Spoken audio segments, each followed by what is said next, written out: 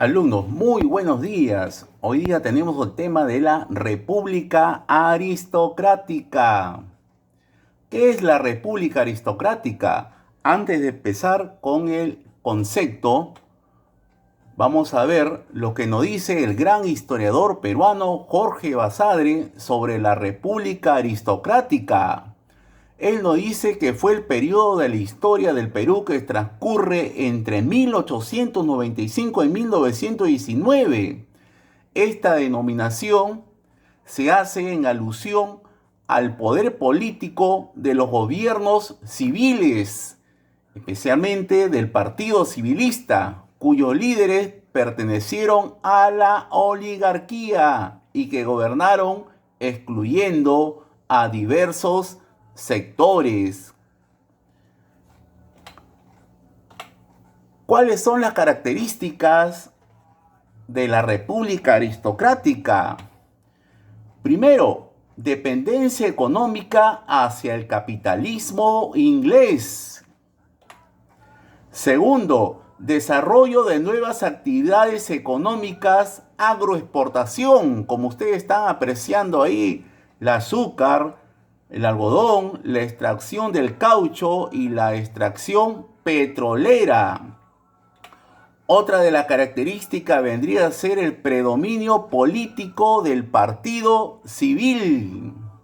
Y por último, el surgimiento de los movimientos obreros organizados, que vendría a ser los sindicatos. ¿Cuáles son los gobernantes de la República Aristocrática? Vamos a empezar con el gobierno de Eduardo López de Romaña, 1899-1903. Él es un gran hacendado arequipeño. En su gobierno se estimuló la inversión norteamericana en minería con la Cerro de Pasco Mining Company. También se promulgaron los códigos de minería, comercio y agua. Y se inició la construcción del ferrocarril La Oroya-Cerro de Pasco, como ustedes están apreciando ahí. Tenemos también el gobierno de Manuel Candamo, 1903-1904. Manuel Candamo es el hacendado más rico del Perú. Él propone un gran proyecto de construcción de ferrocarriles. Inauguró el primer ferrocarril eléctrico Lima-Chorrillo, es decir, el tranvía. Y solamente va a gobernar 8 meses, pues Manuel Candamo enfermó y murió. Otro de los grandes representantes de la República Aristocrática vendría a ser José Pardo Barreda. Va a gobernar el Perú desde 1904 a 1908. Hay que tener en cuenta que su padre también va a ser presidente en el siglo XIX. Es Manuel Pardo. En su gobierno se produce la gran movilización social de obreros con la Federación de Panaderos Estrella del Perú. También la educación pasó a depender del gobierno central y que fuese obligatoria y gratuita. También fundó la Escuela Normal de Varones para la formación de maestros, ustedes están apreciando ahí. También inauguró la Escuela de Arte y Oficios, hoy Politécnico Nacional José Pardo. También se inaugura la Plaza Bolognesi y la cripta de los héroes de la Guerra del Pacífico. Ahí ustedes están viendo las dos ilustraciones. Primero la Plaza Bolognesi, el segundo la cripta de los héroes de la Guerra del Pacífico. Continuamos con el primer gobierno de Augusto B. Leguía, 1908-1912. ¿Qué ocurre en su gobierno? Se promulgó la ley de indemnización por accidentes de trabajo. Y también se produce el descubrimiento de la ciudadela de Machu Picchu por Hiram Bingham. También se crearon colegios agropecuarios.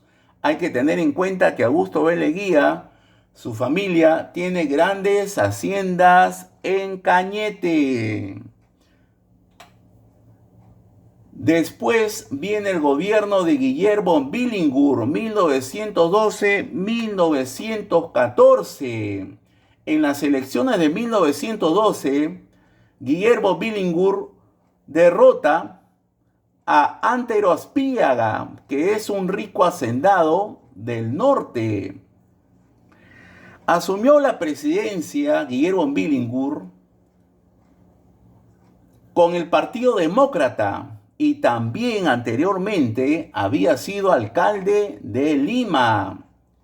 Aquí algo muy importante en su gobierno. Se establece la jornada de 8 horas para los trabajadores del muelle Dársena del Callao.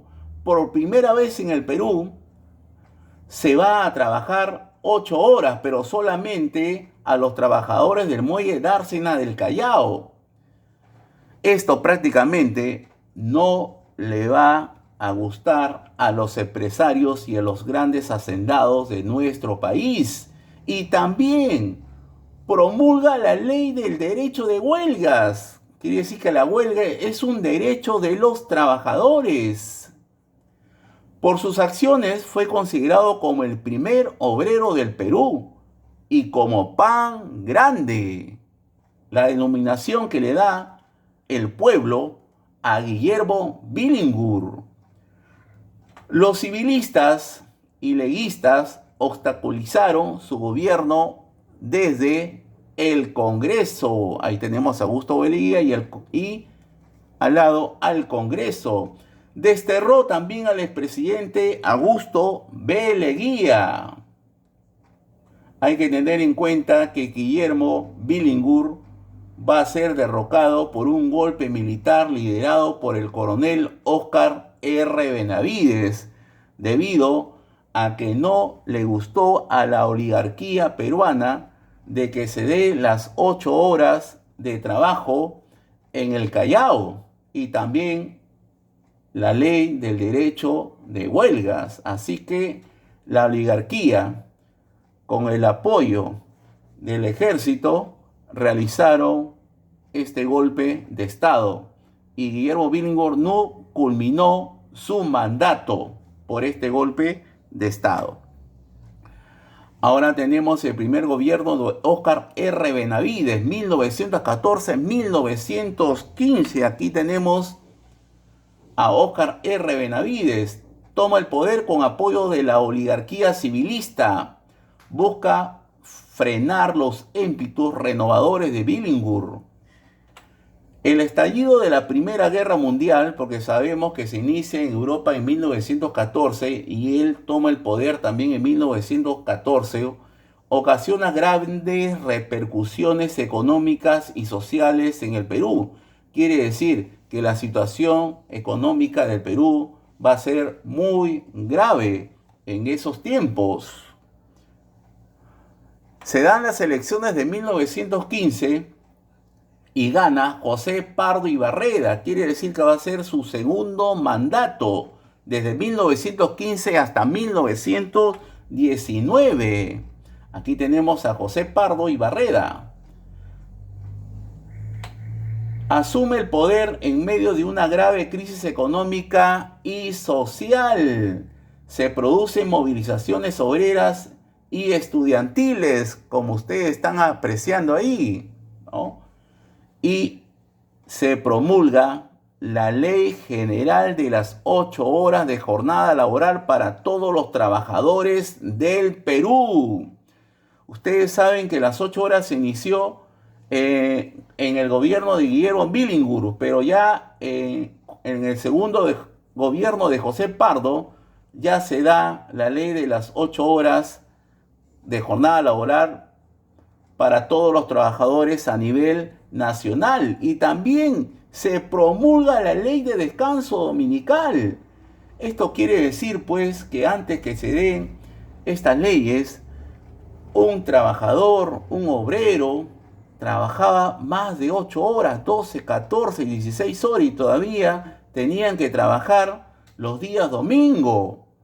Vamos a ver que aquí los obreros, los agricultores, mediante los sindicatos y las huelgas, logran ganar estas leyes muy importantes para los trabajadores del Perú.